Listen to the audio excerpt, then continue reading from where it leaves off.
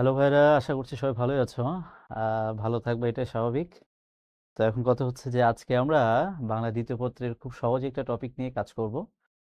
সহজ টপিক এই অর্থে সেই ক্লাস 5 বা 6 থেকে শুরু করে তোমরা কিন্তু মোটামুটি বিপরীত শব্দ পড়ে পড়ে আহ, মোটামুটি অভ্যস্ত হয়ে গেছো যে কোনটার শব্দ বা কোনটার বিপরীত শব্দ কি। এটা কম বেশি ভাবে তোমরা সবাই জানো।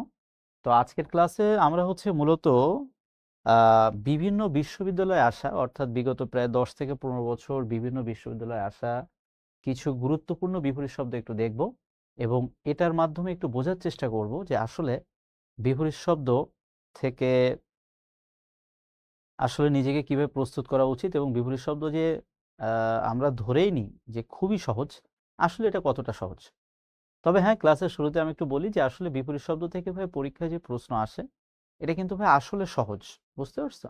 এখন তুমি যদি ভালোভাবে না পড়ে যাও তখন কিন্তু এটা কঠিন হয়ে যাবে। তো আমি তোমাদের একেবারে শুরুতে যে পরামর্শটা দিব সেটা হচ্ছে যে বিপরীত শব্দটা যে যেখান থেকে পড়েছো ওটা একটু ভালোভাবে পড়ে যাবা।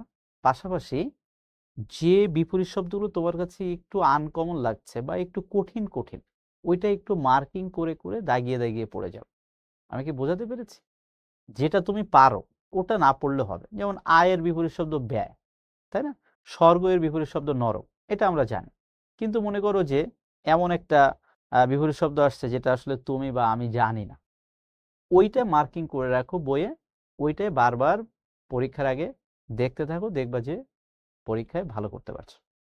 তো চলো বিপরীত শব্দ থেকে দেখো, ঢাকা বিশ্ববিদ্যালয়ে একেবারে সাম্প্রতিক বছর অর্থাৎ 2021-22 শিক্ষাবর্ষে এই প্রশ্নটা এসেছিল যে ভার্যা এর বিপরীত অর্থের শব্দ কোনটি, অর্থাৎ ভার্যার বিপরীত শব্দ কোনটি। এখন এই ভার্যার বিপরীত শব্দ জানার জন্য আমাকে তো আগে ভার্যা শব্দের অর্থ জানতে হবে।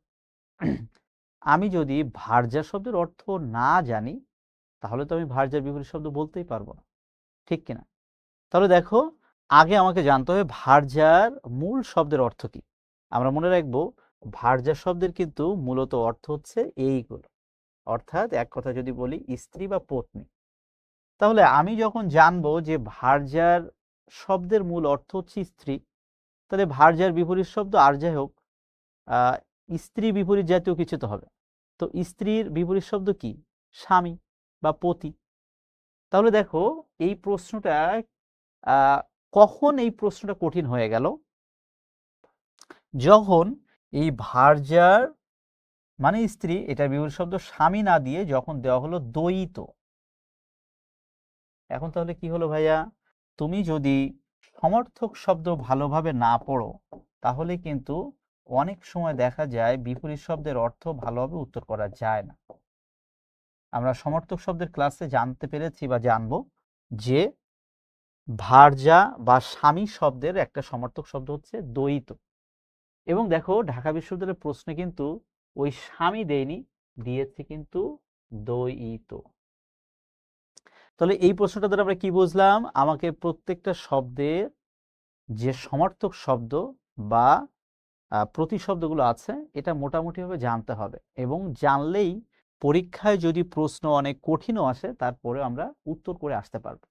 আমি কি বোঝাতে পেরেছি তোমাদেরকে বিষয়টা? অর্থাৎ মূল শব্দ এবং বিপরীত শব্দ তো জানবো, এবং সুযোগ থাকলে আমরা দেখা গেল যে সমর্থক শব্দগুলো জানবো।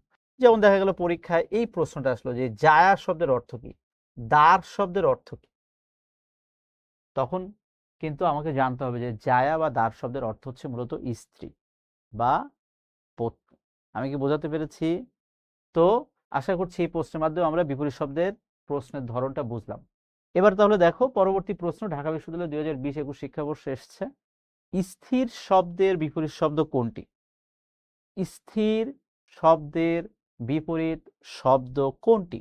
স্থির মানে তো আমরা জানি যে কোনো কিছু কি, কোনো কিছু হচ্ছে একেবারে স্থির হয়ে থাকা বা সাইলেন্ট হয়ে থাকা, নীরব হয়ে থাকা। তো আমরা মনে রাখবো স্থির শব্দের বিপরীত শব্দ হচ্ছে মূলত জঙ্গম। বিপরীত শব্দ পড়তে যেয়ে পড়বা জঙ্গম, স্থাবর বা স্থির। ঠিক আছে, এটা মাথায় রাখবা। উচাটন এর বিপরীত শব্দ কোনটি? উচাটন শব্দের বিপরীত শব্দ কোনটি? আমাদের মনে রাখতে হবে উচাটন এর বিপরীত শব্দ হচ্ছে প্রশান্ত। মনে থাকবে, উচাটন এর বিপরীত শব্দ হচ্ছে মূলত প্রশান্ত। মনে থাকবে? Thank you. তেজি শব্দের বিপরীত শব্দ কি আমরা জানি।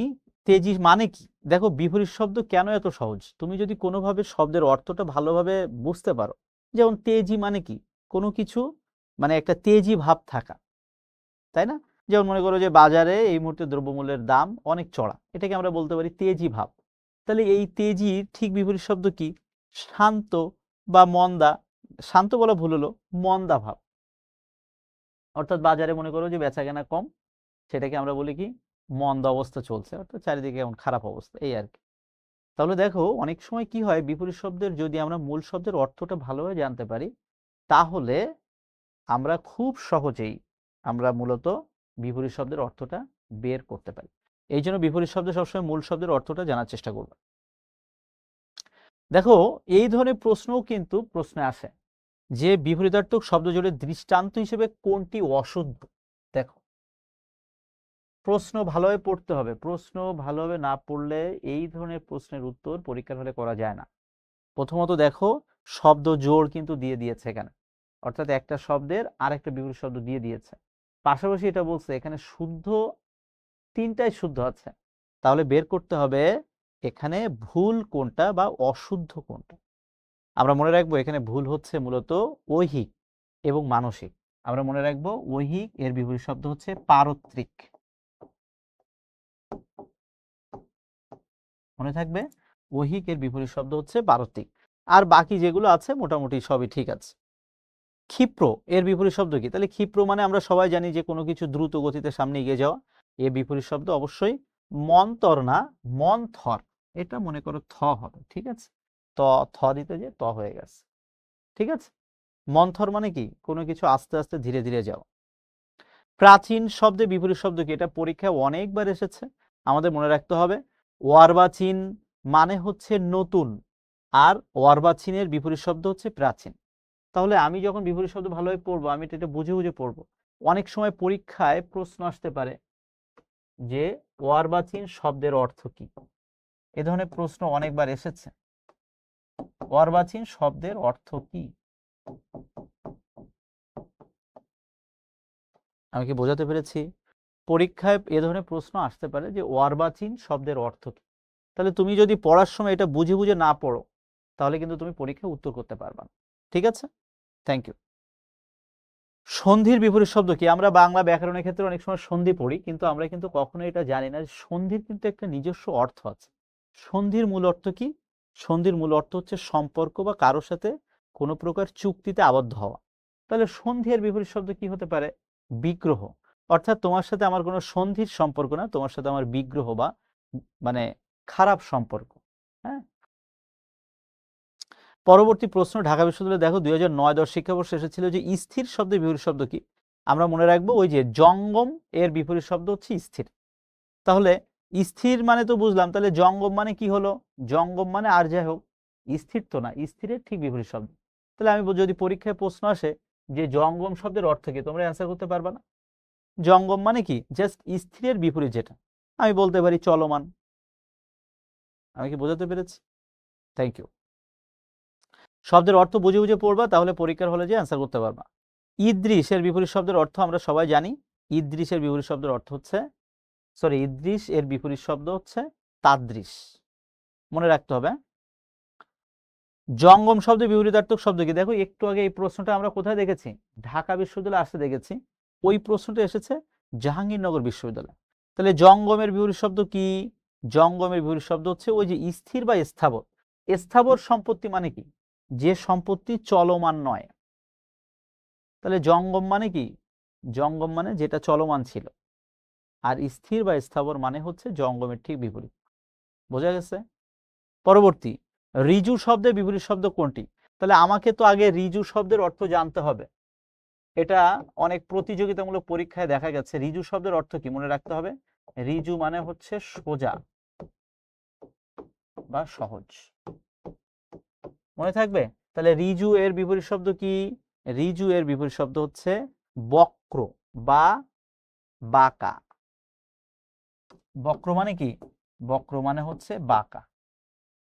মনে থাকবে? পরীক্ষায় কিন্তু প্রশ্ন আসতে পারে ঋজু শব্দের অর্থ কি? মনে রাখবো আমরা ঋজু শব্দের অর্থ হচ্ছে মূলত সোজা। তাহলে এর বিপরীত শব্দ কি? বক্র বা বাঁকা। মনে থাকবে। অসনের বিপরীত শব্দ কি? আমরা মনে রাখবো অসনের বিপরীত শব্দ হচ্ছে অনশন। এবং মনে রাখতে হবে অসন মানে হচ্ছে খাদ্যদ্রব্য গ্রহণ করা, আর অনশন মানে হচ্ছে উপবাস থাকা, অর্থাৎ না খেয়ে থাকা। ঠিক আছে। পরবর্তী প্রশ্ন, সংশয় এর বিপরীত শব্দ কোনটি?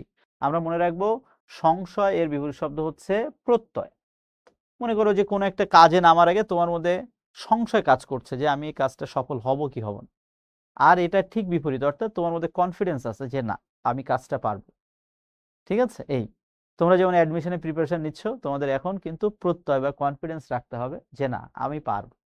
আর শুধু কনফিডেন্সে হবে না, এর সাথে পরিশ্রম করতে হবে।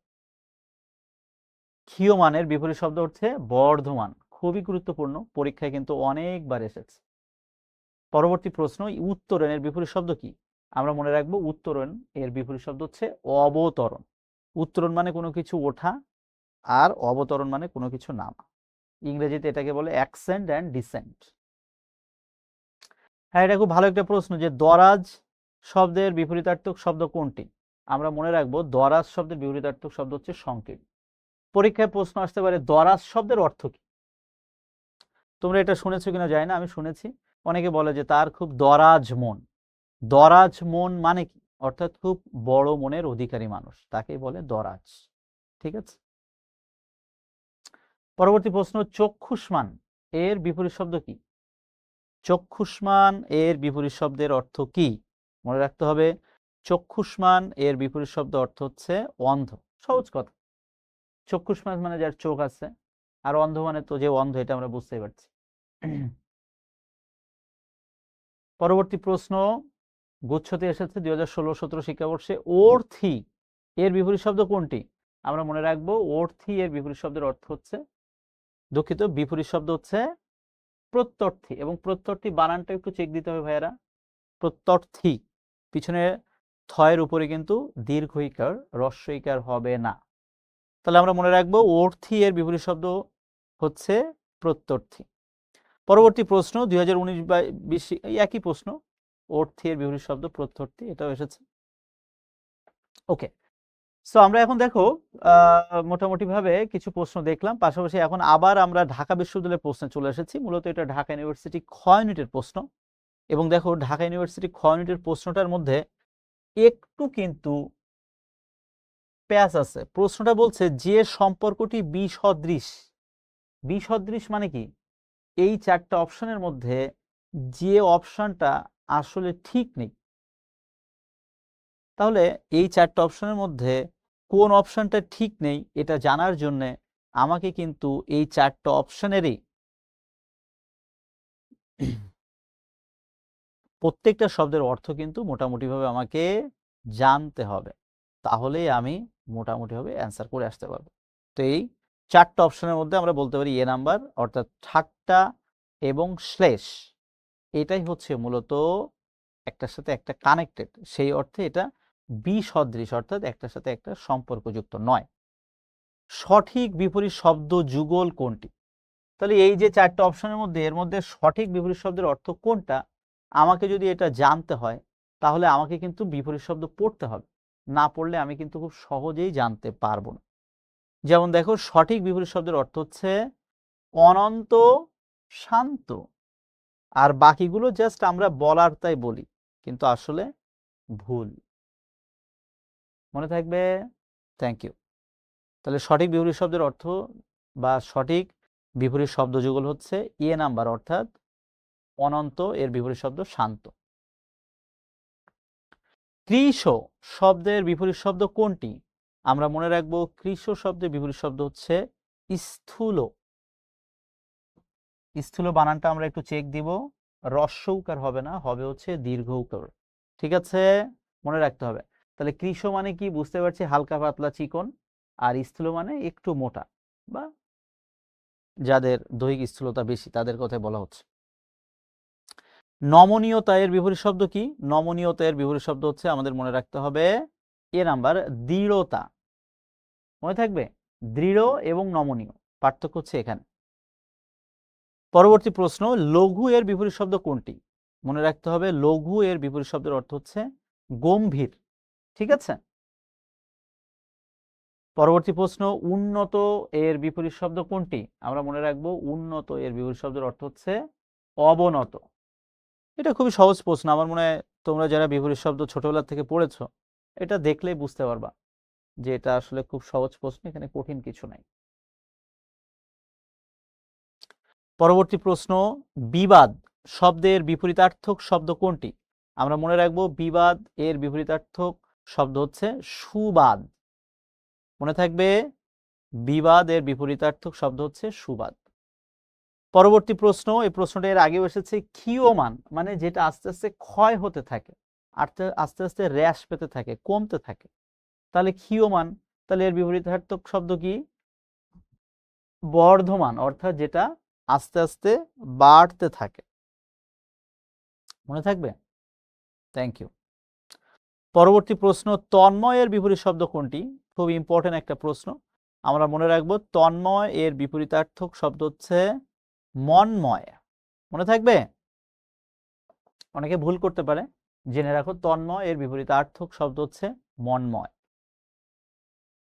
ঢেঙ্গা শব্দের বিপরীতার্থক কোনটি? আমরা মনে রাখবো ঢেঙ্গা এর বিপরীতার্থক শব্দ হচ্ছে খাটো। রাজশাহী বিশ্ববিদ্যালয়ের 2022-23 শিক্ষাবর্ষে এসেছে একটা প্রশ্ন, আকুঞ্চন শব্দের বিপরীতার্থক শব্দ কি? তাহলে আকুঞ্চন শব্দটার অর্থ যদি আমি না জানি, তাহলে এই ধরনের প্রশ্ন উত্তর করাটা একটু কঠিন। আমরা মনে রাখবো আকুঞ্চন মানে হচ্ছে কোনো কিছু কুঞ্চিত হওয়া বা সংকুচিত হওয়া, বা কোনো কিছু হ্রাস পাওয়া বা কমা। তাহলে এটার বিপরীত শব্দ কি? কোনো কিছু মানে বাড়তে থাকা বা বেড়ে যাওয়া, অর্থাৎ প্রসারিত হওয়া বা প্রসারণ। মনে থাকবে আকুঞ্চন এর বিপরীতার্থক শব্দ হচ্ছে প্রসারণ। এটা আমরা দেখেছি, ইদ্রিসের বিপরীতার্থক শব্দ তাদৃশ একবার দেখেছি। আটি এর বিপরীতার্থক শব্দ আমরা সবাই জানি। আটি এর বিপরীতার্থক শব্দ হচ্ছে শ্বাস। শ্বাস বানানে কিন্তু চন্দ্রবিন্দু হবে, এটা মাথায় রাখতে হবে। পরবর্তী প্রশ্ন, অর্বাচীন এর বিপরীতার্থক শব্দ কি? আর এটা একটু আগেও বলেছি। অর্বাচীন মানে যদি আমি জানি তাহলে বুঝতে পারবো। অর্বাচীন মানে হচ্ছে নতুন, আর এটার বিপরীতার্থক শব্দ হচ্ছে প্রাচীন বা পুরানো। পরীক্ষায় কিন্তু প্রশ্ন আসতে পারে অর্বাচীন শব্দের অর্থ কি? এটাও মনে রাখবে যে অর্বাচীন শব্দের অর্থ হচ্ছে মূলত নতুন। ঠিক আছে। পরীক্ষায় বিভিন্ন ধরনের প্রশ্ন আসতে পারে, so you should be alert for all types of critical questions. নৈসর্গিক এর বিপরীত শব্দ কি? নৈসর্গিক মানে কি? নৈসর্গিক শব্দটা এসেছে নিসর্গ থেকে, অর্থাৎ যেটা ন্যাচারাল, যেটা প্রাকৃতিক, সেটাই হচ্ছে নৈসর্গিক। তাহলে নৈসর্গিক যেহেতু প্রাকৃতিক, এটা বিপরীত শব্দ আছে। প্রাকৃতিকের বিপরীত শব্দ কি? কৃত্রিম, অর্থাৎ যেটা আর্টিফিশিয়াল। বোঝা গেছে? এটা খুবই সহজ একটা প্রশ্ন। ভবিষ্যতের বিপরীত শব্দ কি? আমরা সবাই জানি ভবিষ্যতের বিপরীত শব্দ হচ্ছে ভূত না, এটা হচ্ছে ভূত। এটা কিন্তু অনেকেই ভুল করবে প্রশ্ন। ভবিষ্যৎ মানে এই যে আগামীকাল বা পরবর্তীতে যেটা হবে, আর ভূত মানে হচ্ছে অতীতে যেটা হয়েছে। মনে থাকবে, এই ভূত মানে যে ওই যে রাত্রে ভয় পায় মানুষ ভূতের, এই কিন্তু সেই ভূত না। এটা হচ্ছে ভূত মানে অতীতকালের ঘটনা বা অতীতকালের কিছু। আশা করছি বিষয়টা বুঝতে পেরেছ। এই যে দেখো একই প্রশ্নটা এসেছে, ভূত এর বিপরীত শব্দ কি? এই যে ভবিষ্যৎ। অর্বাচীন এর বিপরীতার্থক শব্দ কোনটি? জাস্ট, অর্থাৎ বুঝতে পারছো, যশোর বিজ্ঞান প্রযুক্তিতে এই প্রশ্নটা এসেছে। অর্বাচীনের বিপরীতার্থক শব্দ কি? যেটা আমরা ইতোমধ্যে সমাধান করেছি এবং বলেছি অর্বাচীন মানে নতুন, তাহলে এর পুরো বিপরীত শব্দ কি? প্রাচীন। আকুঞ্চন শব্দের বিপরীতার্থক শব্দ কি? আকুঞ্চন মানেও বলেছি, আকুঞ্চন মানে কোনো কিছু সংকুচিত হওয়া, তাহলে এটা বিপরীতার্থক শব্দ কি? কোনো কিছু প্রসারিত হওয়া। আর প্রসারিত বা প্রসারণ একই কথা। এই প্রশ্নটা আমরা দেখেছি, অর্বাচীন, এটা আমরা দেখেছি একই প্রশ্ন। অর্বাচীন এর বিপরীতার্থক শব্দ হচ্ছে প্রাচীন। তো যাই হোক ভাইরা, আমরা কিন্তু মোটামুটি ভাবে দেখতে দেখতে হচ্ছে একেবারেই বিগত প্রায় 10 থেকে 15 বছরে বা তার থেকেও বেশি, আমরা প্রায় 2008-9 সালের প্রশ্ন সলভ করলাম আজকে। সো আমরা দেখলাম যে বিপরীত শব্দ কিন্তু পরীক্ষায় প্রায় প্রতি বছরই কিন্তু পরীক্ষায় প্রশ্ন আসে। ১ বছর গ্যাপ দিয়ে হলেও কিন্তু প্রায় প্রতি বছর আসছে। তো আমাদেরকে যেটা মনে রাখতে হবে, আমি তোমাদেরকে একটা কথা সবসময় বলেছি, যে সকল টপিকগুলো পরীক্ষার জন্য খুব গুরুত্বপূর্ণ অথচ খুবই সহজ, এই টপিকগুলো থেকে যেন কোনোভাবে মার্কস কাটা না যায়, এটা মাথায় রাখতে হবে। যেমন যেটা হতে পারে এক কথায় প্রকাশ, বাগধারা, সমার্থক শব্দ, বিপরীত শব্দ। দেখবা ভাইয়া ঘুরে ফিরে এই আইটেমগুলো থেকে কিন্তু প্রতি বছরই প্রশ্ন থাকে। তাহলে আমার কথা হচ্ছে, যেহেতু এই টপিকগুলো অন্যান্য টপিকের থেকে অনেক সহজ এবং প্রায় প্রতি বছর প্রশ্ন থাকে, তাহলে তুমি একটু মনোযোগ দিয়ে পড়লেই তো এখানে নাম্বারটা ক্যারি করতে পারবে। আমি কি তোমাদেরকে বিষয়টা বোঝাতে পেরেছি? সো মূল কথা হচ্ছে, এই সহজ টপিকগুলো আর একটু গুরুত্ব দিয়ে পড়ো, আর একটু ভালোভাবে পড়ো, দেখবে পরীক্ষার হলে যে অনেক ভালোভাবে পারফর্ম করতে পারবে। তাহলে ভাই আজকে এই পর্যন্তই।